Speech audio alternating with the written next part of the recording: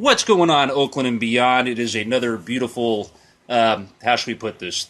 Thursday, Friday for us. Who knows what it's going to be for you whenever y'all tune into this. But welcome to our second show back since the whole coronavirus pandemic went down. This is show number 270 of your number one source for everything and anything on your Oakland Athletics, A's Fan Radio.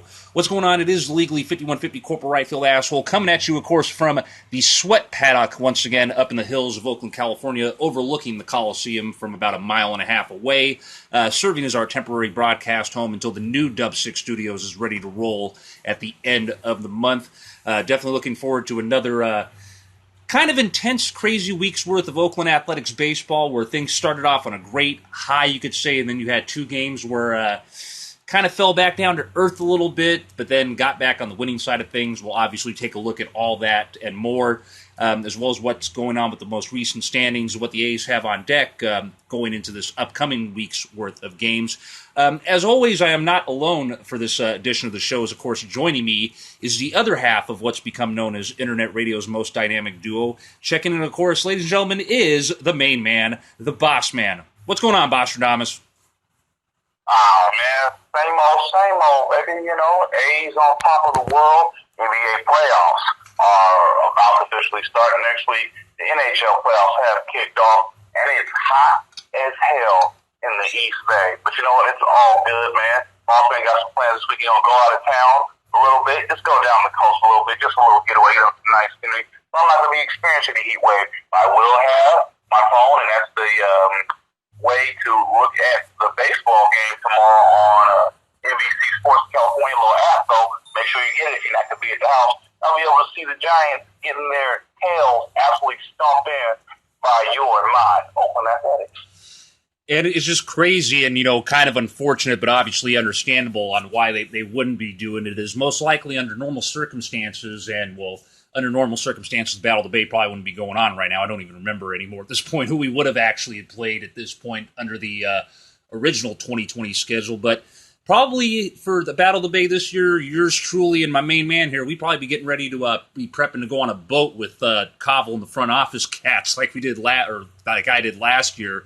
But it is what it is, man. Just fortunately, it's part of the new normal, I guess, per se, that we all have to get used to until things with this bloody pandemic curb off a little bit and whatnot. But let's go ahead and get things rolling here with the normal shenanigans in the first half of our shows. We go ahead and take a look back at the last week's worth of Oakland Athletics baseball. And, of course, we begin with taking a look at the first game of the first matchup between your Oakland Athletics and a team, of course, that has been getting flack from everybody in the baseball world this year, regardless if they're opposing team players, opposing team fans, even to some extent some of their own fans, even though it seems like the majority of their fan base wants to be blinded by what went down in 2017.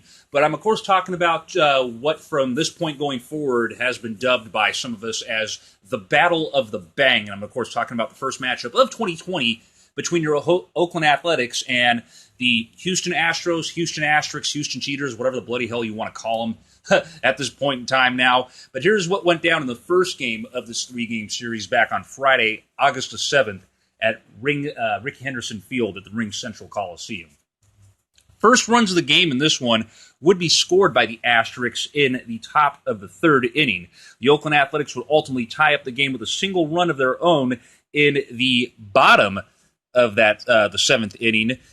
Both teams would obviously not get any more runs across after that once regulation ended, so we would have to go on to extras in this one.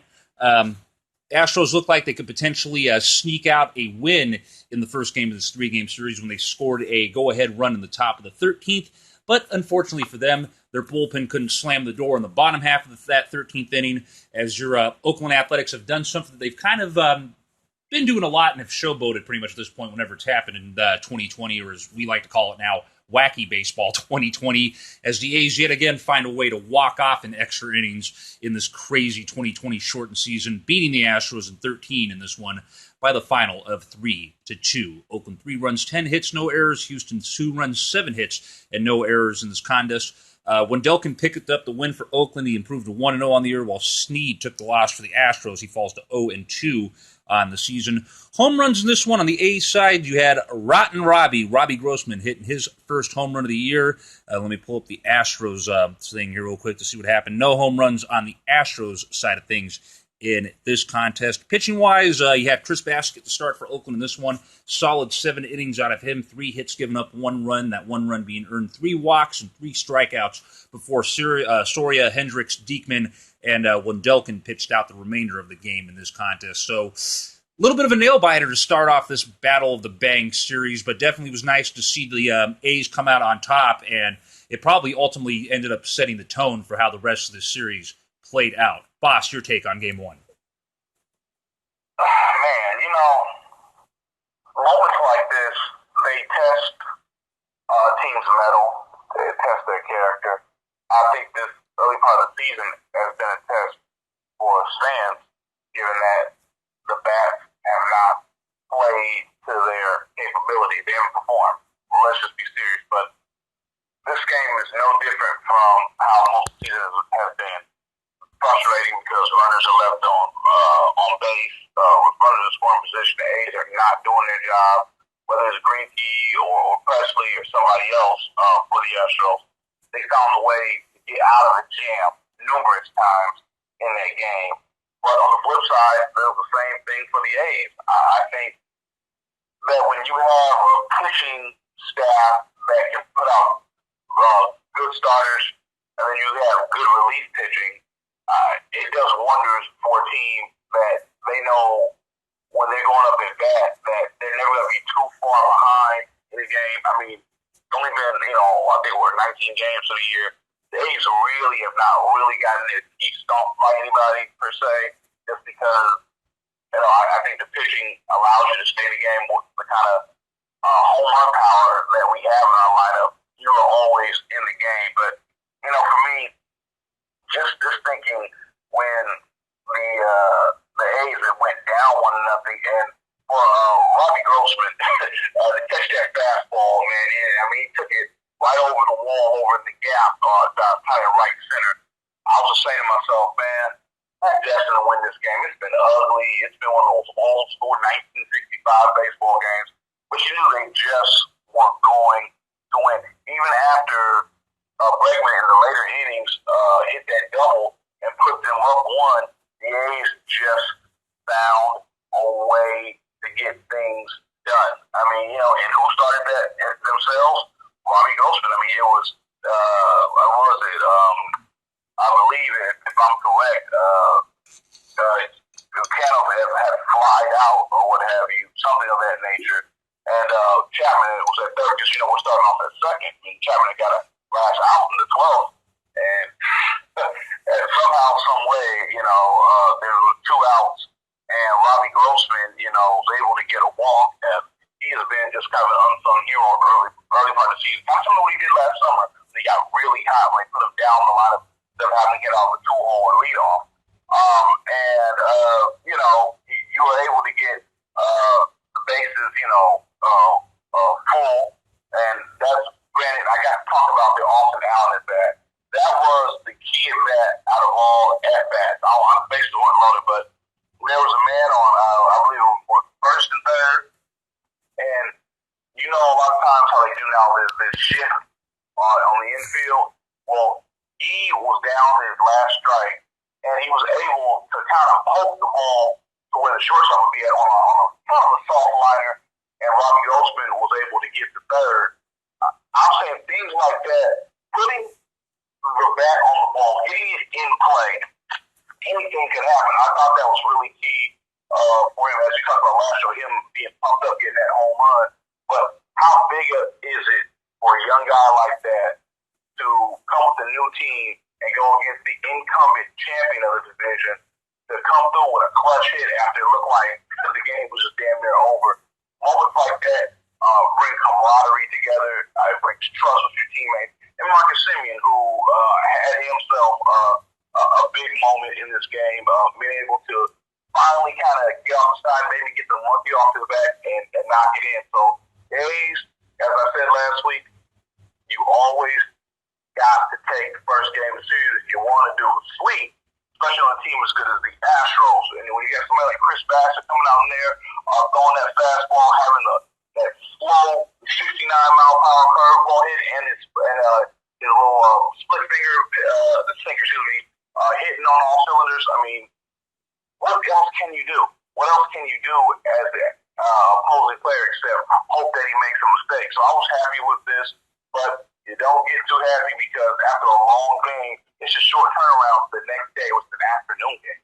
Oh, yeah, definitely agreed with you on that. And obviously, as we know, I think it's pretty obvious that all the other 29 teams, including the A's, are going to be playing with, not the other 29 teams because obviously things are limited with the pandemic going on this year, but pretty much anybody who plays the Astros during the shortened season, and I'm pretty sure it's going to carry over in the next season as well, is going to be gunning for them like they got a target on their back. Many of you, of course, remember back during FanFest, back at the beginning of the year, Townie mentioned that that not only were the media and the fans going to be gunning for these guys, the opposing players were going to be as well. And I think, a team like the A's is going to have an extra chip on their shoulder going up against these guys, given the fact that the A's were one of the first teams that complained about the possibility of the Astros cheating. So they're going to have that extra chip on their shoulder playing these guys every time they step out, regardless if it's at the Coliseum or down there at Minute Maid Park, because of the fact that they feel that they were cheated out of possibly winning the division the last couple of years. But let's go ahead and, let Boss said, let's go and take a look and see if that momentum of winning an extra inning game against these guys would carry over into the middle game of this three-game series between our A's and the Asterix on a Saturday afternoon at the Coliseum. Oakland would score first in this contest when they would plant the first run of the game in the top of the first inning. They would then tack on their second run of the game in the bottom of the sixth inning and what would be their final run of the contest in the bottom of the eighth. The Astros would only squeeze across one run in this contest, and it would, of course, come all the way at the end of the game in the top of the ninth. Not much, obviously, for the to help the Astros out in this one, as the A's would go ahead and take the second game and lock in a series win over the Asterix in this one, winning by the final of 3-1. Oakland 3 runs, 9 hits, no errors. The Astros 1 run, 5 hits, and 2 errors in this contest. Frankie Montas picking up the win for the A's, improving to 2-1 on the year. You had Valdez taking the loss for the Astros, falling to 0-2 on the season. Liam Hendricks picking up save number 5 on the 2020 season. Home runs in this one, you had a few flying out for the A's. You had Marcus Simeone going deep for the first time this year. Matt Chapman, or Matt Manchap, whatever you want to call him at this point, hitting his third ding-dong doodle of the year as well in this one. Over on the Astros side, flipping back over to things, no homers for them in this contest, in which they only got 1 run in. As mentioned, Montas got the start, went 7 innings, 2 hits given up, no runs given up, no walks, 5 strikeouts, with Diekman and Hendricks pitching the final 2 innings in this contest. So definitely was great to see the A's beat these guys in extra innings on Friday night, and I feel probably even greater as well to see them play pretty much an evenly well pitching shutdown matchup on Saturday to lock in a series victory in this one. In moments like this, and it's not gloating, but it makes you feel content knowing how somebody like me has, definitely went back and forth with people on various age groups on Facebook, sometimes even on Twitter, about Frankie Montas. I remember he had a pretty damn good start to 2018. Then he hit a wall. People started figuring him out. He had to kind of readjust himself. And I told people, Montas has ace-type stuff. He does.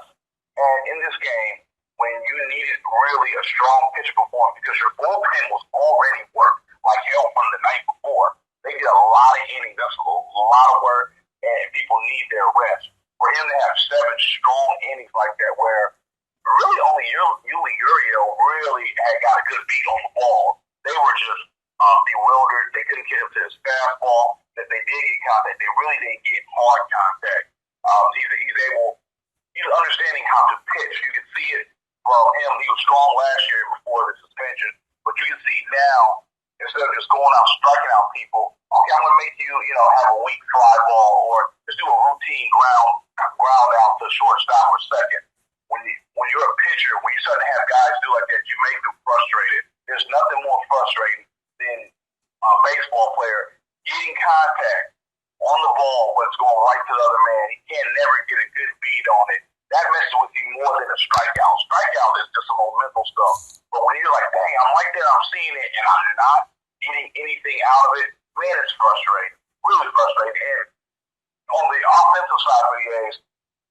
see the hero from the night before, as Marcus Simeone was, a guy who could have been an all-star, could have been a gold glover the last 2 years or so. He showed so much improvement. To see him struggle this year, especially given the contract situation for him next year, is really strange for me. Very strange, because this guy is a hometown hero. We love to see guys like this mature and grow. That's what the minor leagues are for. And give credit to Bean and Forrest. They saw something in the guy. So to see him do the leadoff home run, mentally that does something to your pitcher. It just does something like, I got the lead. Now I got to really turn it up and make sure I have my guys' bats well. Frankie Montas, he did do that. Matt Chapman is starting to get hot. He's swinging a great bat. He's not just going for home runs. He's hitting a lot more line drives. He's showing more patience at the plate. But he still has that aggressiveness and that dog in him. So I'm really appreciative to see him get 2 RBIs. One, which extended the lead, but then another one in the form of a home run in the 8th inning that brought a little bit more cover before Henderson comes out and closed the door. That puts you up 2-0 over Steve, with the chance in the rubber matchup to sweep. Let's go ahead and take a look now at what would go down in the finale of this 3-game series on Sunday, August the 9th. And while it would end up being a good day out there on the field for our beloved green and gold, there would be one incident that many of us would see that would end up sticking out the most as a result of this. We'll get to that a little bit more in a bit, though, once we recap here the finale of what went down here between the A's and the Astros in the last game of this series at the Coliseum on August the 9th. Oakland would score first in this contest when they would drop 1 run on the Astros in the bottom of the second, as well as 4 runs on them in the bottom of the third. The Astros would get a 2-run spot in the top of the fourth, and ultimately for them, that would be it the rest of the way out, as they would put up nothing but goose eggs on the offensive side from the 5th inning on. Your Oakland Athletics, on the other hand, would score a single run in the bottom of the 5th, and what would be their final single run of the game in the bottom of the 7th, as they take this game and the series sweep, beating the Astros by the final of 7-2. Oakland 7 runs, 7 hits, no errors. Houston 2 runs, 6 hits, and no errors in this contest. Jesus Luzardo picking up the win for the A's, making also his first ever MLB start in this contest. Of course, I mentioned he got the W, improving to 1-0 on the year. Javier took the loss for the Astros. He falls to 1-1 on the season. And Smith picked up his first save of the 2020 campaign in this contest. Home runs on this side, you got Robbie going deep yet again. His second, or he went deep, went deep in this one for the second time in 2020, so 2 homers on the year for Grossman. Matt Olson going deep for the 5th time in this, and then Chapman, again, whatever you want to call him, hitting his 4th homer of the year in this contest. Meanwhile, over on the Astros side of things, the only home run coming off the bat of Yuri Gurriel, his 3rd of the year. Pitching-wise, in this one, as mentioned, Luzardo getting the start and getting his first win as a starter in this one. Again, it was his first MLB start, period. 5 2/3, 5 hits, giving up 2 runs, both those runs being earned, 2 walks, 5 strikeouts, and a solo shot surrendered in his first MLB start before Petit and Smith came in to pitch the final 3 1/3 of the contest. But, of course, the one thing that probably would stick out to many of our minds in this contest is the fact that Ramon Laureano, after being drilled multiple times during the course of this series, getting hit yet again by a pitch, going up the first baseline in the later innings of the game, before a situation would ensue with Astros hitting coach Alex Cintron, and I'll go ahead and let Bossman break that down, as well as break down his take on the finale of this series. Boss, take it away. Well, I'm going to take off with the fact that the A's swept the Astros. This is not an early season thing. I look at it like this. We're in August, right? Basically middle of August. I look at it, instead of the A's being 12-4, I'm like, the A's are, I don't know, maybe 80 and 48, whatever it would be. That's how I'm looking at it. You're in the thick of the chase to get to October, and with the Astros coming in town with so much change happening on their team, as we said in the Ports interview with Alex Jensen, with all those guys going with Jesse Baker and this new regime there, we really saw this as a chance for the A's to really knock this team out. And you have to get moments like this where you sweep them. But the A's played, 2 close games with them. on Friday and Saturday, but Sunday, they really took it to them. They kicked their behind. I mean, did it with the long ball. Grossman playing well again, and it was crazy when Olsen got his home run, but the pitch before, he kind of did a bloop down the line, and it did hit the chalk. You got to see the white part where the chalk is at come up, and so whenever the ball hits the ground and you see it jump up like that, you know that's hit in fair territory. But Bob Melvin and them really didn't challenge it. Plus, what Dolph Braden was saying on the telecast, that, you know, the umpires don't get the same view we get. They're getting it in real time, so they're not getting slow motion, which makes no sense. What's the point of instant replay if they cannot be able to tell with close frames to see if, and slow motion, if a play is correct or not? I don't understand it. But Forfeit Russ, hey, he was called, it was called a foul ball, and I'm telling you, when Olsen unloaded on that pitch, he absolutely let all his fury and anger out of it, because he has not had, batting average wise, the best season that we could see out of him. He knows that. We all know that. He's a hell of a player, and I'm glad he's on our team.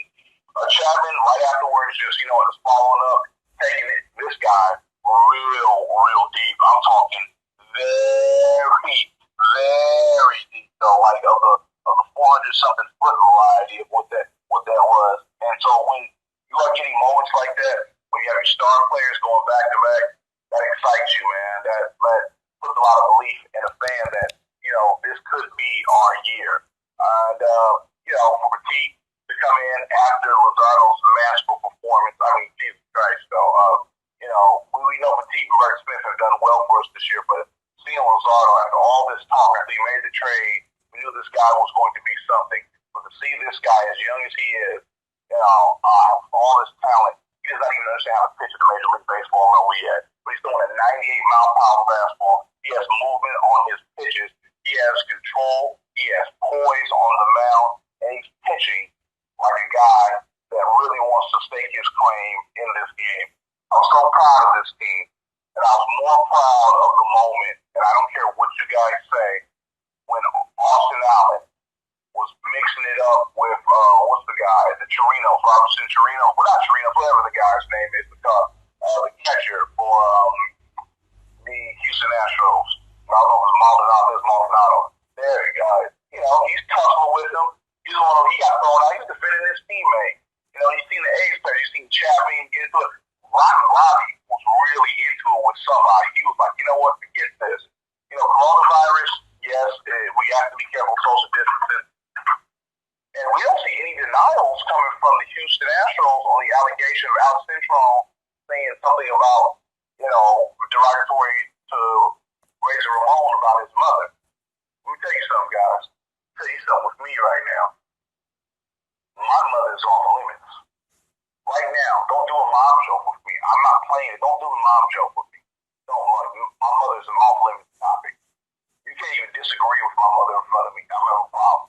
Yes, that's how I am about my mother. Everybody should be like that about their mother. I respect everybody's mother.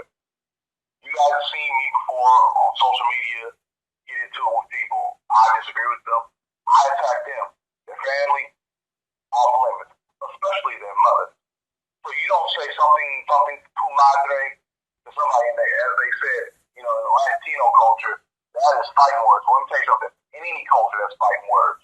Because a mother is the first teacher. That's the most special person ever in your life. There's only one person that's ever going to carry you in their stomach for 9 months. There's only one that you don't get. That person deserves and demands your respect. Period. No matter what you think about her child, you respect that woman. And Alex Cintron, a grown man, well to his 40s, dating a 26-year-old, is absolutely so low to do. It's amazing. I saw some Houston fans online trying to defend this scumbag. How could you defend that shit? You 48 or whatever old he is? You saying that to a younger player, knowing he's a hothead? You know what I think it is? I think this is more of the Detroit Pistons situation against the Indiana Pacers of what was that, November, Thanksgiving time of 2004. Now, the Pistons were the defending champion, just like, the Rockets are, not Rockets, the Astros are the defending AL West champions. They've done it for the last, just 3 straight years. Or 4 out of the last 5, or no, it's 3 straight years. Anyhow, my point is, when Ben Wallace kept taunting and was really getting upset that whole entire game, you could see that they were fearful that they couldn't beat the Indiana Pacers with Ron Artest. That's how that fight started. They knew they couldn't beat him, so we got to get rid of them, get them out of here. Coincidentally, Detroit won that division. Detroit was the top seed, and Detroit ended up going back to the NBA Finals, losing to the Spurs. But the Astros know. It was evident at that point because they kept hitting the guy all goddamn weekend. They were trying to fake this guy. They know Ramon doesn't smile much. Even post-game, he's not smiling. He's a serious, competitive dude. I like it too. He's a fiery guy. They know they eventually were going to get to him. And Central knows mouthing off like that was going to piss him off. And Central, he's such a coward. You do all that shit talking, and you have your guys in front of you, and you're not trying to mix it up. Ramon wanted all of the smoke. Even the smoke, if you put some gasoline on it, you wanted all a part of that. You didn't want any part of that. You're lucky his former teammate, Dustin Garneau, was able to tackle him because Ramon wanted those problems, man. So I'm glad now hearing today that the 20-game suspension is not going to be reduced for Alex Central, and the 6-game suspension for Rajon Ramon Laureano has been dropped down to 4 games. That means he'll miss his Giants series coming up this weekend in the first game of the series down in Phoenix, but he'll be back next week. We were fearing 10 games, 20 games, which could really be hurtful. If you look at last year when Ramon Laureano had the problem with his shin, that the A's offense and the team in general took a hit because he was playing masterfully. He was hitting the ball. He has tremendous glove. He has an absolute cannon for an arm. This guy is a pivotal player for the A's. The Astros know that. They try to do what they do, but it didn't work. The guy's going to be back. And you know what? I'm going to say it right now. Health permitting, the A's are going to win the division because they're better than the Astros. I can confidently say that. Oh, definitely, and I fully agree with you on that, just like as well I fully agree with you on the whole thing about, keep people's family members and especially their mothers out of stuff, dude, and I'm going to agree with that even more so big time, especially given the fact that my mom is still recuperating and, from the same fire that killed my aunt. So, definitely me right now. You say some shit about my mama right now, I'll say at the least I'll probably knock your teeth down the back of your throat, but it's probably going to be way worse than that right now. So, personally, my opinion, I understand them having to make an example of Ramon to some extent because of the pandemic and all that. But there's a lot of me that feels that he should have gotten way less than what he got, or maybe no suspension at all. And quite honestly, the J-Cat that is Alex Centron should be suspended, honestly, for the rest of the year for basically instigating and egging this whole situation on. But, 4 games is a lot, less than potentially 6 or more what it could have easily have been. And the other thing as well is it's not going to be games where we're playing against the AL West, which is where we would easily be hurting from the lack of having Ramon's bat out there versus, 3 games against a kind of, skirmish, crappyish Giants squad and, a Diamondbacks team that can't figure out what the hell it wants to do either. But great to see, obviously, the A's check off a sweep against the Astros in 2020 and also, at this point, riding high on a 9-game winning streak. We come back from our first break. We will go ahead and take a look and see if the A's were able to continue that winning streak during a 3-game series in Anaheim, and also take a look at what the A's have on tap, of course, over the next week, and a lot more. Don't go anywhere. First break of the evening coming at you here on show number 270 of A's Fan Radio.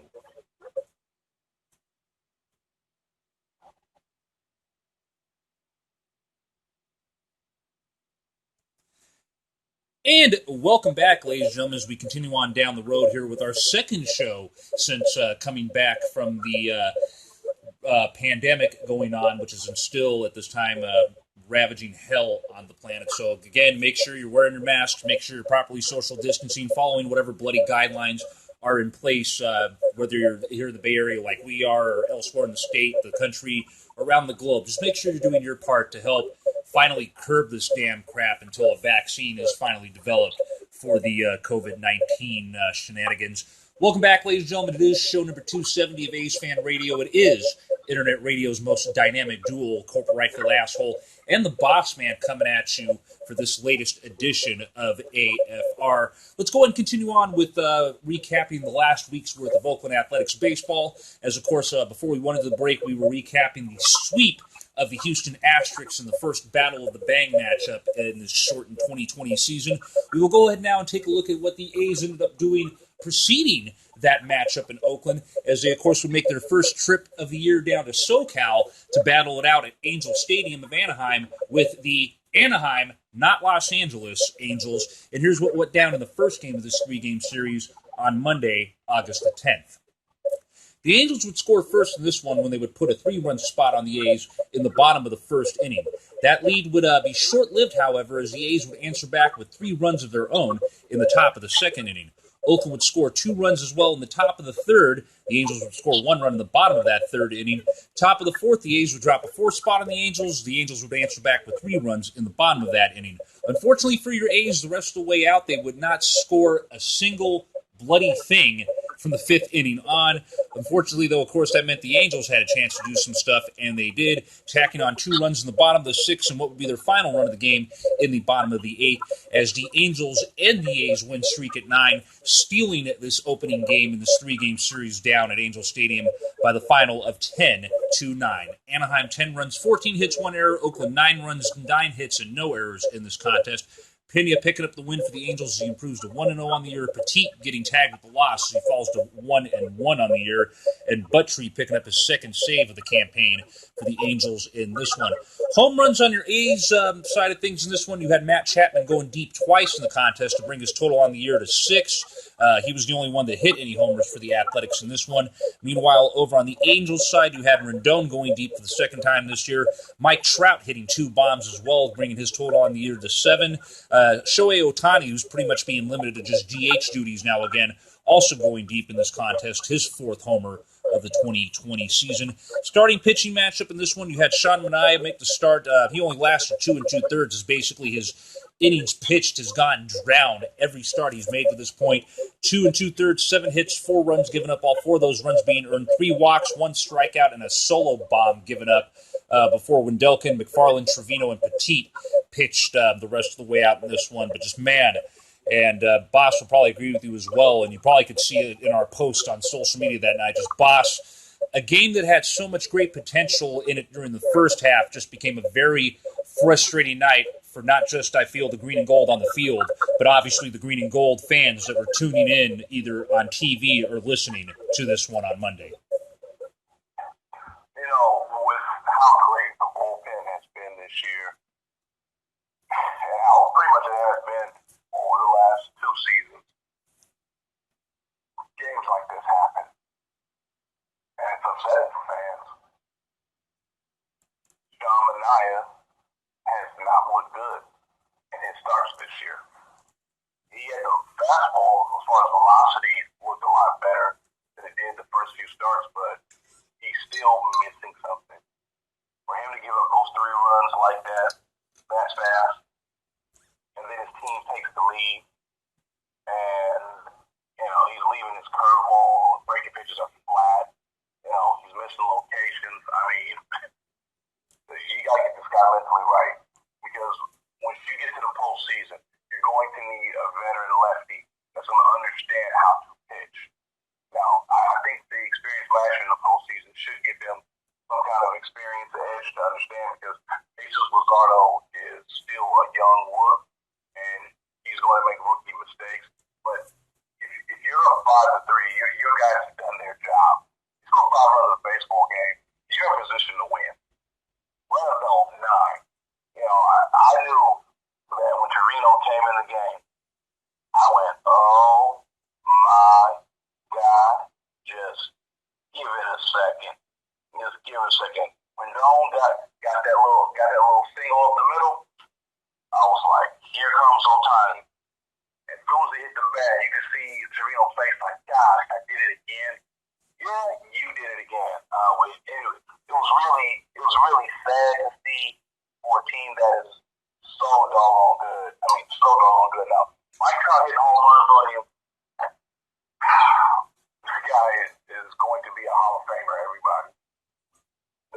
ninth season. Well, I guess he came up in 2011, but his ninth real full season or whatever. Let's say 9 years.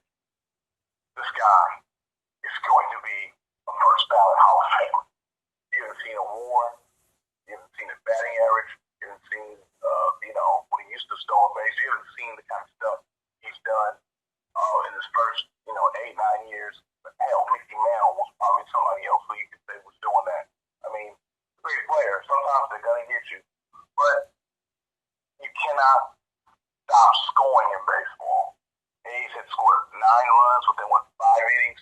You look at what they did their next couple at bats, 1, 2, 3 innings,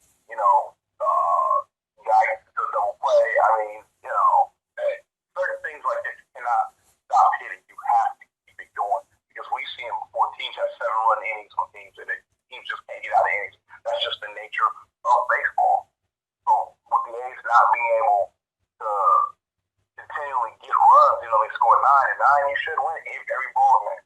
But that's not going to be the case. So, after a 9-game win streak, you have to lose. You play major league players. You come out tomorrow and roll the dice and see what you can come up with. Yeah, definitely would agree that under normal circumstances and for the most part, 9 runs would win a game for you more often than not, and obviously, as we've seen, unfortunately, Trevino was Trevino yet again, and, it's not so much us trying to, to bag on the guy. It's just a situation that you and I have noticed over the years, and I've slowly started to see now on social media that, a lot of people that used to get on us for, what they thought was just bagging on Trevino, they're now starting to slowly see the issues and why we were pointing out stuff, and it's, kind of, fitting to see finally that a lot of people are starting to get annoyed with really what's going on with Trevino. It's like, dude, this is your 3rd year here, and you still cannot get out these kinks and issues that you've had since halfway through your rookie year. So, but also at the same time, they wouldn't have been in that position either if Manaea would have lasted more than 2 2/3. And like I pointed out, ever since his first start of the year, dude, his inning workload has been going down and down and down. You pointed it out on Twitter that night that basically he has not been the same since he got smacked around in that wild card game. Is it a confidence issue? Is there still something lingering around from that injury a couple years ago? Is it something new? Is it all of the above? It's a situation that obviously maybe in a normal 162-game season we could let it play out more before making a decision. But right now, you don't got the time to do that. And so you're starting to finally see a lot of frustration from even guys like us who always have been big supporters of Sean Manaea, where we're at the point now where we're like, dude, what the hell's going on with you? And to some extent, you're even starting to would see that with us from another guy that would pitch in the following night's game, in a game that probably would end up being a lot more frustrating than the first game of this series. Let's go ahead and take a look at what went down in the second game of this 3-game series in Anaheim on Tuesday, August the 11th. Make this short and sweet and simple. Unfortunately for the A's, they didn't score jack diddly squat. They put up nothing but goose eggs across all 9 frames of their half of the game in this contest. Angels, on the other hand, they pretty much did all their scoring in 2 innings. They dropped 5 runs on the A's in the 4th and a single run on the A's in the bottom of the 6th, and that was all they would need, is they would win this one by the final of 6-0. Anaheim 6 runs, 12 hits, no errors. Oakland no runs, 5 hits, and no errors in this contest. Bundy picking up the win for the Angels as he improves to 3-1. Mike Fiers taking the loss on Fiers Day, falling to 1-1 on the year. Over on the A side of things, obviously no homers at all because, well, they didn't score jack diddly squat in this contest. While over on the A side, it was pretty much the same individuals that did the damage for him the night before. Rendon going deep for the 3rd time this season. You also had Castro going deep for the 2nd time in 2020 in this one as well. Goodwin hitting his 3rd of the year, and Fletcher hitting his 3rd of the year in this contest as well. Back over on the A side of things, again, as mentioned, bad back-to-back nights for A's pitchers, as Fiers, unfortunately, didn't go the distance in this one. 3 2/3, 7 hits, giving up 5 runs, all 5 of those runs being earned. 2 walks, 2 strikeouts. He gave up 3 long balls in this one, which is kind of, unfortunately is the case when he's not on his A game. And given that he's a long ball pitcher, he's going to get knocked around the yard when he unfortunately loses control or loses his mental command, like what ended up happening in this one. You would end up having Migden and Trevino pitching the remaining 4+ innings of this one. But yeah, as mentioned, just a very frustrating middle game in this three-game series unfolding in Anaheim on Tuesday night. Oh, God, the A's offense did absolutely nothing. I mean, when somebody gets on base, a lot of times it was with 2 outs, or they're getting 1, 2, 3 innings. They just weren't showing. I mean, Dylan Buddy, just give him credit. He was striking at him, hit the A's off balance the entire night. They just couldn't probably hit him. And sometimes you have to take your hat off to the other team. They did a good doggone job. Now, they do have some talent in their lineup. Let's not be stupid. Anthony Rendon is a World Series champion from last year. Mm-hmm. He's old. He still understands how to hit a baseball. Castro is a veteran, from Castro Valley. Well, Mike Trout is. I think Tommy LaStella and they have a couple guys who are good players. I don't think they're overall a good team like that, not yet, but they are a formidable opponent. If you are sleeping, the Angels will beat you. And Fiers was not on his game when he came into that 4th inning. The first 3 innings, Fiers looked good. But as soon as Rendon ripped that home run to left, he just unraveled. He gave up 2 more homers in the inning. I think 1 of 3 run variety, and then another solo jack. Just wasn't there. He had to take him out, put Mingden in. Hopefully you hope that when you're down like that and your relief comes in and does as well as others did the rest of the game, you would hope your bats can get some runs, muster some kind of rally, and the A's just didn't. So you lose the series to Anaheim.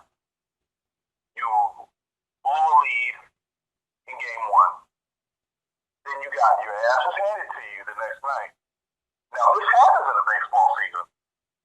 This happens when you get beat down a little bit, and, gosh, man, we were just doing great. This is why you don't get too high or don't get too low about the situation. Because baseball, it can change just like that.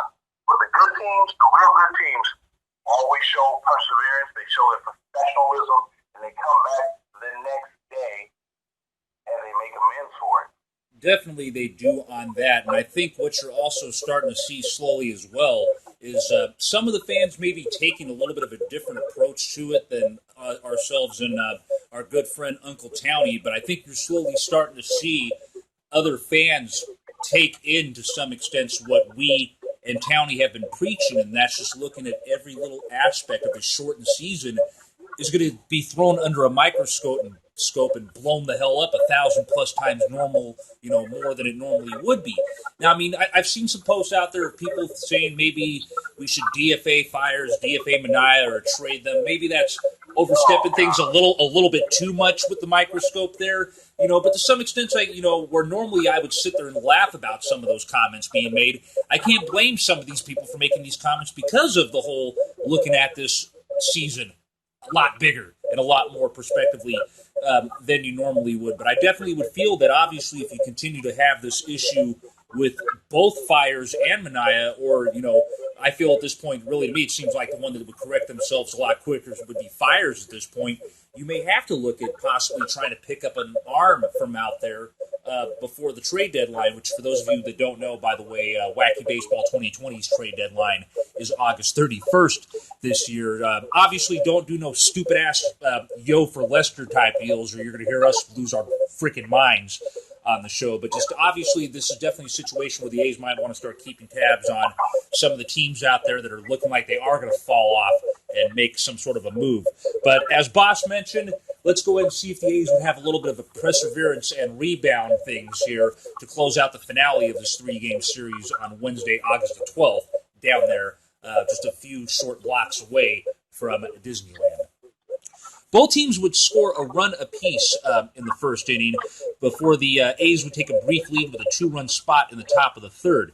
The Angels would retie the game up with 2 runs in the bottom of the third inning before the A's would go on solo run scoring barrages in the top of the fourth and the top of the fifth. The Angels would tack on what would be their final run of the game in the bottom of the sixth, and then would end up having goose eggs thrown up on the board during the final third of this one. Your Oakland Athletics, all they would need is a 3-run spot, basically as insurance in the top of the eighth, as they're able to take and salvaged the final game in this 3-game series against the Angels, beating them by the final of 8-4. Oakland 8 runs, 9 hits, no errors. Anaheim 4 runs, 5 hits, and no errors in this contest. Chris Bassitt picking up the W, a solid outing from him as he improves to 2-0 on the year. Canning taking the loss for the Angels. He falls to 0-3 on the 2020 season. Home runs in this one, good amount of them for the Oakland A's, who had Matt Olson going deep for the 6th time this year. Rotten Robbie Grossman going deep for the 3rd time this year. Stephen Piscotty hitting a bomb as well for this, his 2nd homer of the 2020 campaign. Over on the Angels side of things, Mike Trout, that, hey mama, there goes that bad Pennsylvania Trout doing yard work again, going deep for the 8th time this year. Regardless how much people may want to hate on him and discuss him, Boss is right, folks. This is a guy that's going to be a first ballot Hall of Famer.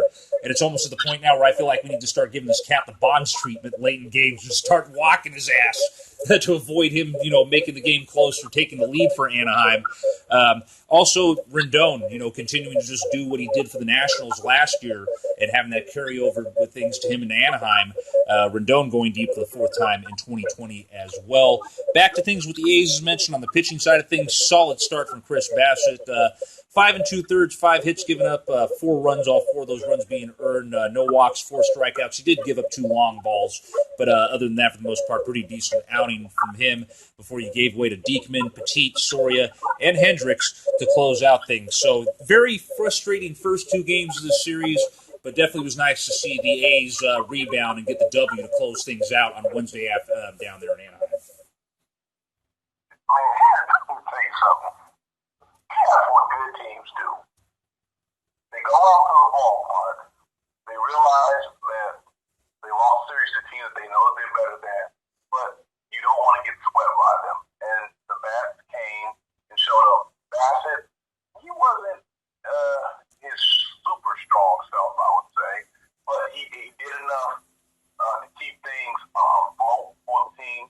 Obviously, the Angels really wanted to get this one, as we know that there's going to be 8 teams in each of the leagues that are going to make the postseason. But, everybody's up in play still. You know what I'm saying? But I just can't stress exactly how proud I am of Ramon Laureano. Razor Ramon, dude, few are ridiculous. Remember that we used to say that about Torrey Hunter? Remember how Torrey Hunter used to rob people? Does anybody remember that? I mean, do you really remember? I do. Remember when Barry Bonds hit that home run or hit that shot in the All-Star game, and Torrey Hunter went and just snatched it out the sky over the wall? Bonds had to come grab him like, dude, how dare you do that? This is what Ramon Laureano was doing. That sliding catch, but that one where he just climbs the wall. He ain't never about 5'9". He plays like 6'5". What a dog. What a heart. What an analytic nature he takes at going after a ball, going after a pitch at the plate. I love that guy, man. I just love guys who just come with that bravado, come with that edge on the field. It's cool that you have, laid back, cool guys and stuff, those guys like to play around. But you see Ramon, he's not playing any games when he's out there. When he does something good, he has that face like, man, it's not enough, man. People overlook me. The Astros traded me, man. I'm still upset about that. I like guys with the edge like that, because those are the guys that when things get rough, that guy's going to stare rough in the face and say, come here, rough. I got something I want to show you. So I just have to get that out of the way. Those are just amazing catches. And Bob Miller said at the game, the guy's a Gold Glover. And he's right. The guy's totally a Gold Glover. He has to get one this year. If they're going to give the award, please give it to this man. This man has been excellent for the A's since he's come up 2 years ago. I think he came up 2 years ago around this time. He's just been a godsend for us, and I hope he's here for a long time. But in the game, in itself, though, Matt Olson, that 450-something foot blast, Jesus Christ, though. I mean, we have not seen moonshots like him since the Yoenis Cespedes days. So, but this guy here consistently is tearing the cover off the base. When he gets a hold of it, he gets a hold of it. Obviously, Trout's a great guy, but, we're not tripping about that because Robbie Grossman being able, the next next inning after the game is tied, they hit another blast like that. I mean, what I said an unsung hero. This guy, thus far, it's been him, Laureano, and Chapman. Those have been the three best bats this week for the A's throughout these first, 19 games. Even the team, gives up some more runs because Bassett was knocking sharp. So to give a couple more runs and the game gets tied, and for Scotty, man, you just waiting for this guy to start getting hot like he did in 2018. He got a big blast to left. And, Chapman doing his thing, getting more RBIs and stuff. So, the A's just really didn't look back. And the thing I liked was when the score was 5-4 in the eighth inning, you were able to get those insurance runs. Guys that listen to these episodes for the last 6 years I've been on this show, 7 years now. Insurance runs are the best thing to get. It shows championship caliber teams. That's what they do. Like, all right, the game is close. Let me put some more distance between you and me. Let me show you how far the finish line is. Let me show you that I am a bar or a couple of levels above you. The A's did that, and they were able to shut the door on them. Hendricks comes up in there. Let me go ahead and close this thing out. Let's get out of Anaheim. It wasn't the best series. Now we go back to the Bay. We get to go sleep in our beds that night, but we get to go play the Giants and see if we can extend our lead in the AL West. Baseball, Oaktown crushes the baseball by the power of Grayskull. We're going to go and take our next break of this afternoon or evening/afternoon 2-part day recording. But obviously for all of you, it's going to seem like a seamless one-day recording. We come back, we'll preview that upcoming matchup with the San Francisco Giants, as well as the preview of what the A's will be doing with the Diamondbacks. Don't go anywhere. This is going to be a short one, honestly, but next segment coming at you here in a bit on show number 270 of A's Fan Radio.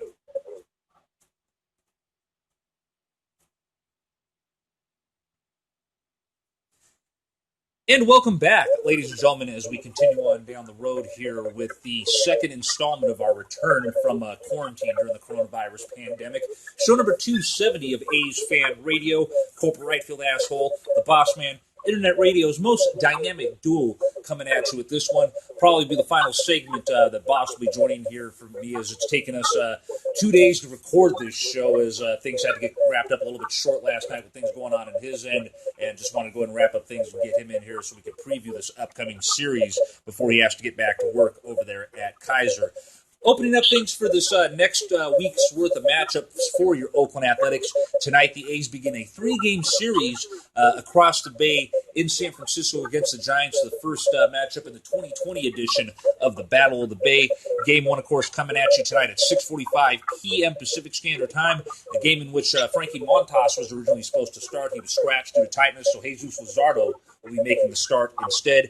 Game 2 will be tomorrow. It will be a mid to late afternoon game, a 4:07 p.m. start over there at Oracle Park. And the finale of this 3-game series, of course, coming at you at 1:05 in the afternoon on Sunday, August the 16th. All three of those games, of course, both tonight's game and Sunday's game can be viewed on NBC Sports California. Tomorrow's game has been picked up by Fox, so that is, of course, why it's a 4:07 game. And, of course, all three of these games you can listen to on either A's Cast or Bloomberg 960 AM. And obviously with a shortened season and two teams that are heading in completely opposite directions, Boss, would you feel that this Battle of the Bay might take a little bit more significance in 2020 than it kind of has in years past? Or what do you feel is the outlook on this going into this 3-game series? We would obviously always want to beat your rival because you want to put on for your fans. You want your fans to have confidence up there. You want your fans through the winter months when the season is over, before the next season starts, you know, talk a little shit. Yeah, my team is better than yours. We kicked your ass, so. And in this series here, for the A's, you know that you've got a nice little lead, but it's not a big enough lead over the Astros and the rest of the AL West. You have to keep the momentum going.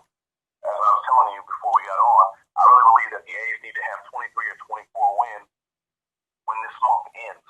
We're at 13 right now, so we need about 10, 11 more wins to solidify, in my opinion, that playoff spot. That will give you room in September when the schedule's going to be tough because you'll be playing the Padres and the Dodgers Dodgers, and you'll be playing the AL West teams. But again, if that will give you some cushion just in case if there are some little slides, a couple of little losing streaks, where you're not playing your best baseball. You give yourself that cushion as Oakland A's former manager Tommy La Russa, not Tommy La Russa, but Tony La Russa is always said to do. That's what he wanted from his team, especially when he had his heyday here with the A's. In this series, Lazar's going to be on the mound tonight against Johnny Cueto. Johnny Cueto, veteran World Series pitcher. He had a no-hit bid going up against the vaunted Dodgers lineup recently. So we're going to have to be ready, guys. Have to be ready. I say be patient. Don't try to knock the ball out the ballpark. Get men on base. Make him go out of the stretch. Get his pitch count up so you can get to their bullpen. Their bullpen is not strong. Now, they have been a scrappy team this year thus far. They've got some wins over some good teams that you didn't expect.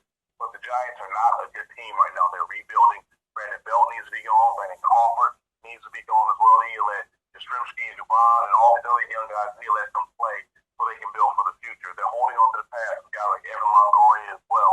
Time to go. It's time to move on. I wish, this is messed up to say, I surely wish that Samardzija was pitching. I know the A's, they're bad. That type of pitcher, they're going to bomb. But in this, one, we're going to have to figure out, I don't know who's starting Saturday. They have not said. I know Manias will start Sunday. This is, I think, a good opportunity for him to have a good pitching outing against them. I'm predicting Sunday. I don't know what's going to happen Friday or Saturday, but I'm predicting Sunday you're going to see a good start from Sean Manaea because he needs it, this team needs it, this organization needs it, because we're trying to accomplish something in this pandemic-shortened season that we have not seen since 1989. Well, I'm excited. You guys should be excited. But Grossman definitely has to get back to work. You guys take care and be safe. Boss, thank you for checking in as always. Definitely look forward to having you on the next edition of the show. With that being said, I will go ahead and continue with y'all the rest of the way out through the remainder of show number 270, which will pretty much just include the preview of the next series and a look at the current standings around Major League Baseball and my final thoughts. Real quickly, just to give you all my perspective on things, obviously, yes, it's two teams that you're looking at that are heading in completely opposite directions at this point in time. You have an A's team that is currently trending upwards, sitting on top of its division, looking at an opportunity to finally make a name and romp through a postseason after so many disappointments because of the one-game playoff against the wild card games, and potentially situations where they wouldn't have even had to have possibly dealt with that because of the situation with the Astros cheating. Facing off against a Giants team that's trending downward, rebuilding, all that stuff, and just it would have been great had I've hinted at earlier at the start of this this recording of this show. Basically, we figured when the Battle of the Bay, when it was originally going to take place this year, we figured we were going to be out there on a boat again, just like I was last year. We'd already had discussed some stuff with Dave Covell, our boy Warren Chu, a couple of the cats we knew in the media department. We were actually thinking of and trying to work of ways where we would have basically probably have done this show. Maybe not on this date, but whenever that would have went down with the Battle of the Bay originally, we were going to try to do it from the damn boat out there in McCovey Cove as kind of a co-op between us and the team. And just, it sucks, unfortunately, that, the timing of this pandemic kind of threw all that stuff out, but that's always some stuff that we could try out down the road in part of future endeavors or whatnot. But, sucks, unfortunately, that we're not going to get to be there in the Cove to watch it directly. But, obviously you can tune in and listen to it on the radio, watch it on the game, but this is definitely a series where, the A's should easily sweep the Giants this weekend. I'll flat out just say it right here, right now. You should walk out of Oracle Park with back-to-back, 3 wins in a row out of this one, but definitely look to strive to take 2 out of 3 because these are definitely teams where we've seen in the past sometimes that the A's will occasionally fall asleep on and let them walk all over them. So definitely shoot to take 2 out of 3 up there or across the bay this weekend, but definitely be nice to see them sweep the Giants when they walk out of Oracle on Sunday.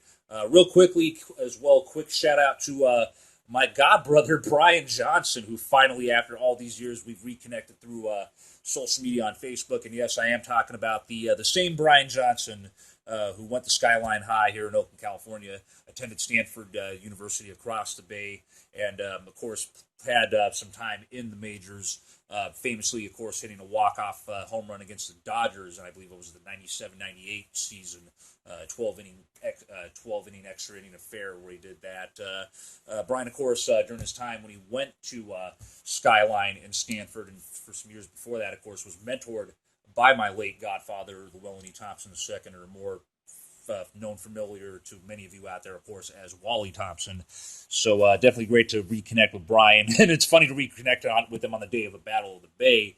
So definitely good to finally, after all these years, reconnect with my god brother, BJ. And shout out to you, man. But hopefully my boys defeat your boys over the course of this weekend. After that 3-game series, of course, with the Giants wraps up across the bay in San Francisco, the A's will then embark on a 2-2 set over the course of next week's game matchups, as they will play 2 games in Phoenix against the Diamondbacks and then come back up here to play the other 2 games of that series in Oakland against the D-backs. The first 2 games of the series, of course, happening at Chase Field in Phoenix, Arizona. Game 1 on August 17th, which is Monday. That'll be a 6:40 p.m. start from down there at Chase Field. The second game, of course, will be a 3:10 p.m. afternoon start on Tuesday, August the 18th, also at Chase Field. And then, of course, on Wednesday, the A's will come back up here for the other half of that 2-2 series against the Diamondbacks, with the Wednesday game contest going down at 6:40 p.m. Pacific Standard Time on August the 19th, and the finale of that 2-2 set going down on August the 20th, next Thursday at 6:40 p.m. Pacific Standard Time, which means we may have to look into I got to look at the schedule and see if I scheduled show number 271 to be a show on Thursday or Friday. Stay tuned, obviously, for an update on that, but most likely we'll be probably doing a Friday afternoon show yet again next week. So that's pretty much what's on tap. Again, Arizona team as well that kind of can't really make up its mind which way it's heading. Had the big pickup of Madison Bumgarner during the offseason. Madison currently is on the IL with some issues, and just, a team that just can't really, again, is struggling to find its identity down there. So definitely a series where you should be able to take advantage and win 3 out of 4 in this 2-2 matchup down there in the desert and back here in Oakland. But again, just like with this Giants team you're playing this weekend, you cannot afford to sleep on, these bottom-feeding teams like the Giants and the Diamondbacks, or they end up coming back to bite you in the ass. So definitely a week's worth of action where the A's got to make sure that they keep their foot on the gas, do what they got to do, and just not let up on teams that could easily surprise them and knock them out of the loop on things. So definitely some very winnable games up here for your A's coming on tap, and just on the offense and the pitchers to make sure that they are winnable. We're going to go and take our last break of this broadcast here. When we come back, we'll go and take a look at what the final, getting all tongue twisted and stuff. Let me try that again. If we come back, we will go ahead and take a look at the most recent up-to-date standings around Major League Baseball, and then go ahead and lead you all out here with my final thoughts of this broadcast. Don't go anywhere, folks. Final segment of show number 270 of A's Fan Radio coming at you here in a wee bit.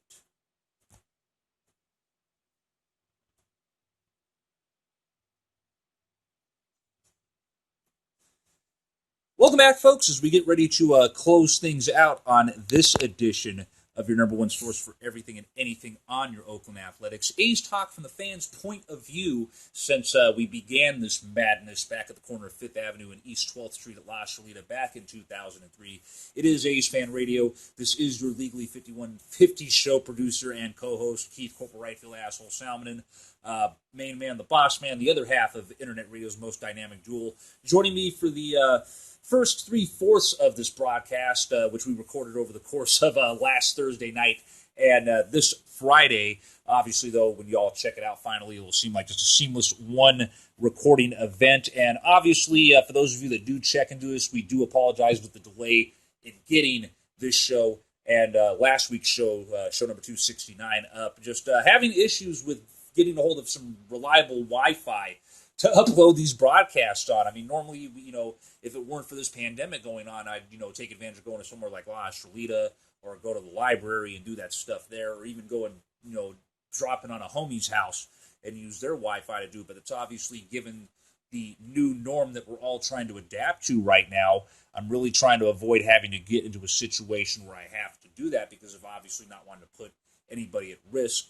I've obviously just, for my own safety reasons, I went and got tested not too long ago. Test came back negative just because I wanted to make sure that, even though I haven't felt any symptoms or had any issues, that I wasn't, one of those cats that just, doesn't know they haven't carried it around. So luckily, Corporal is negative for the time being. For those of you that are wondering out there, and I encourage that even if you have the symptoms or not, just go and get tested so that way you make sure if you're good to go and protect those, around you and whatnot. But, again, just it's real crazy times around here that we're dealing with and just got to adapt to things and how they were. Like I said, under normal circumstances during the Battle of the Bay matchup, we'd be chilling out in the Cove with Dave Covell and the boys that we all know from the front office, but not the case here in 2020. And speaking of 2020, let's go ahead and get ready to wrap things up here in this final segment of the show. As before I get to my final thought of this evening/afternoon 2-day recording on our end.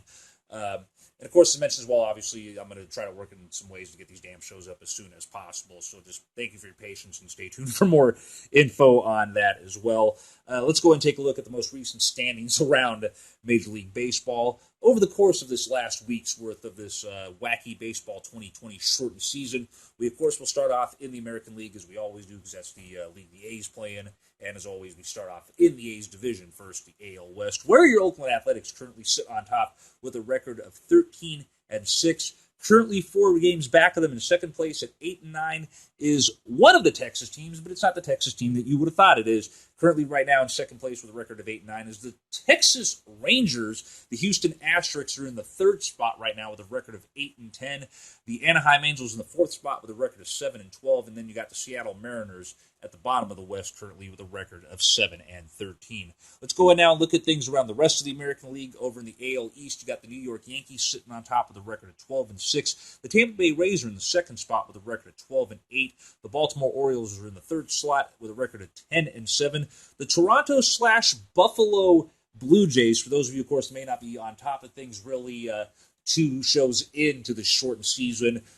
Toronto, of course, not allowing the Blue Jays to play at the Sky Dome because of concerns about, the virus getting transmitted back and forth. And, of course, we all saw how ultimately things played out. And probably the smart thing the Blue Jays, or Toronto and Canada, did that because of what we saw play out with the Marlins and the Cardinals. Blue Jays not being allowed to play their home games at the Sky Dome, so they pretty much set up temporary digs at a AAA ballpark in Buffalo, New York, that will serve as their home field in this wacky baseball 2020 season. Basically the Toronto/Buffalo Blue Jays are in the fourth slot in the AL East right now with a record of 6-9. And at the bottom of the AL East right now is the Boston Red Sox with a record of 6-13. Finally, to wrap things up over in the AL standings, here's how things are shaping up in the Central. At this point, you got the Minnesota Twins sitting on top with a record of 12-7. The Detroit Tigers are in the second spot with a record of 9-7. The Chicago White Sox are in the third spot with a record of 10-9. Tied with them in that third spot with the same record are the Cleveland Indians. And sitting down at the bottom of the division with a record of 8-11 are the Kansas City Royals. So, to some extent, it's still kind of a little early to get a rough idea of where things are going to be shaping up and finalizing things, But again, remember, 60 games, so eventually, sooner or later, it's going to seem like things are going like that. And really, you got to remember, the top 2 teams in each division in each league are to get in by default. So pretty much, you're the Oakland Athletics. You're aiming to really get that top spot or that second spot, avoid playing the wild card. Obviously, I think, though, this time around, with obviously 16 teams getting into the playoffs, you're not really going to have to worry about that one-game play-in crap. But, I got to sit down and look at the breakdown more of what's going on with as far as all that is. But that's why I'm saying it's easier to just make sure you get that top spot in the division or that second spot. But obviously, you can see to some extent that some teams that were expected to normally, do business as usual are doing that. Yankees are being the Yankees. Tampa Bay, Baltimore teams that, everyone thought probably would be rebuilding or right there in the hunt. Who knows if that's still going to be the case as the weeks come on and whatnot. Minnesota, of course, you've heard Boss talk about it on, last week's show back in the spring and even has posted about it on social media. over the last couple of months. The Twins are a team that everyone should be looking out for just because of the power that they got from top to bottom in that lineup. Will be real interesting to see if Detroit and Chicago still stay on pace to chase them down or not, or if you'll see Cleveland get back up there, or what ultimately heads up with that. And obviously as well, it's going to be real interesting to see how things play out in the West, and if the A's are going to be able to remain on top, or if somehow Houston can get back into the hunt, or if Houston, as Boston I predict, will happen in 2020, are just going to fall flat off the earth at this point. But yeah, definitely be interesting to see how things shape up in the West and the Central and the East with the AL as the season continues to go on. Speaking of which, let's go ahead and switch things over from the junior circuit to the senior circuit and take a look now at how things are shaping up over on the NL side of things. Starting off first over in the National League East, we got the Miami Marlins on top of the record of 8-4. And yeah, the Marlins finally resuming play after they got quarantined for a week with the virus breaking loose in their clubhouse. The Atlanta Braves currently in the second spot, one game back with a record of 11-9. The New York Mets are in the third spot with a record of 9-11. The Washington Nationals are in the fourth spot with a record of 6-9. And currently sitting at the bottom of the division with a record of 5-9 are the Philadelphia Phillies. Over in the Central, you have the Cubs sitting on top with a record of 13-3. You got the Cincinnati Reds in the second spot with a record of 8-11. The Milwaukee Brewers are sitting in the middle of the division with a record of 7-10. The St. Louis Cardinals are 2-3. They've only played 5 games this season, ultimately as a result of the of COVID-19 running loose in their clubhouse. Apparently, as a result of some of the guys going to a casino. Apparently, and yeah, they still haven't, basically they weren't on the field when we came at you for the last edition of the show. Here we are a week later, they still aren't back on the field yet. So, yeah, it's going to be real interesting to see how they figure out how the hell to play out 55 games in way less than 55 days for the St. Louis Cardinal team. It's just going to be crazy to see how they figure this whole situation out for them. And currently sitting at the bottom of the division with a record of 4-13, even though obviously they played more games than the Cardinals, but, yep. Again, situation where that's going to have to be addressed. You got the Pittsburgh Pirates sitting at the bottom of the Central, the record of 4-13. And that, of course, finally brings us to the wild NL West, where you got the Colorado Rockies sitting on top right now with a record of 12-6. The Los Angeles Dodgers in the third spot with a record of 13-7. The San Diego Padres in the middle of that pack right now with a record of 11-9. The Arizona Diamondbacks with a record of 8-11. And, of course, the team that we'll be beginning a 3-game series with tonight, across the bay, the San Francisco, a.k.a. Suckfest Giants, sitting at the bottom of the NL West with a record of 8-12. And again, kind of similar to the AL, can't really formulate how things are going to shape up as this goes on. And obviously, again, something's going to have to be figured out sooner or later to address this whole situation with the Cardinals and how to go about, getting the number of games made up for them, or how to go about addressing things.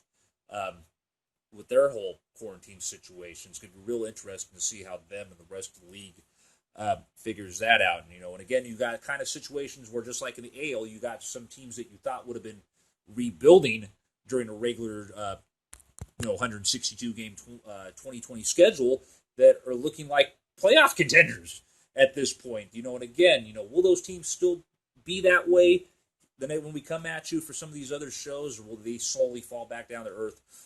Only time will tell, but definitely will be interesting to see one way or another how things are going to play out in all 6 of these divisions in the AL and the NL with this shortened 2020 wacky baseball season, as we've dubbed it. And that concludes things as far as the standings go for this edition of the show. And, of course, as always, for the latest information pertaining to your number one source for everything and anything on your Oakland Athletics, be sure to check us out at aesfanradio.com. Like us on Facebook at facebook.com/aesfanradio. Follow the show on Twitter at A's_fan_radio. And, of course, once we finally got the Wi-Fi established and things finalized over at the new Dub 6 Studios, and obviously once things with the pandemic flatten out and we're able to return to La Shalita, be sure to catch the live show broadcasts over on twitch.tv/A'sFanRadio. And going forward for obviously situations like this where we have to pre-record a show and upload it, I have created a YouTube channel finally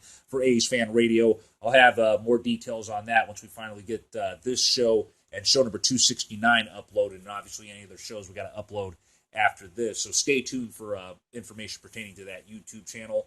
And my final thought, hey, continue to do what you got to do out there, ladies and gentlemen, to flatten the curve with this pandemic. Please, for the love of God, wear a mask, socially distance, keep washing your hands, wash your ass, do whatever you got to do to basically do your part to help flatten this out. And let's continue to do some damage, man. Let's continue to show why a lot of people felt that regardless of a shortened season or a regularly played 162-game season, why the A's meant business going into 2020. We're getting little signs of that. Obviously, myself, Boss, pretty sure Uncle Townie and a couple others out there would love to see this offense wake up a lot more during games. And I'm pretty sure we will see that, as the season goes on. But again, as we've mentioned, as Townie's mentioned, and others that have out there mentioned, it's going to be crazy just watching things week in, week out, day in and day out with baseball in 2020. Because again, just everything is going to be magnified so much more than it has been in seasons past, so things will be a lot more stressful. There'll probably be a lot more heated debates than you normally would have with folks on there. But just remember that, this is a different animal, a different beast than us, the players, the owners, the front office personnel, and even other broadcasters out there are used to. So it's going to be really crazy and insane to see how things all play out there. And just, to reiterate stuff again, winnable games that you're playing going into this weekend. Just make sure you don't fall asleep and take your foot off the gas in these matchups with the Giants and with the Diamondbacks. So that way you can continue to ride high and continue to stay locked in that top spot. And just, again, keep the foot on the gas. Don't fall asleep on these guys, because it's these teams that are bottom feeders that if you fall asleep on them, they hand you your ass on a silver platter. So definitely don't fall into the, what is it we used to call these? Definitely do not allow yourselves over the course of this next week to play yourselves into a trap game, as we like to say here on A's Fan Radio. And given that, like I said, these last couple of shows with the way it is until we get the full setup back up, that's it for this edition of the show. Thank you, as always, for tuning in. Good night, Walter House. Good night, King Al. Your son's still a punk-ass bitch with a bowl cut who should have never moved the greatest football team in professional sports to a place full of sand, hookers, and blow. But, whatever, you'll get his in the end. Good night, Chesty Pooler, wherever you may be. And good night, Anti-Dide. Still love you and miss you like hell. And continue to hope that the A's win for you as this 2020 season drags along. Of course, as mentioned, with all the stuff pertaining to the show, be sure to check us out at aysfanradio.com.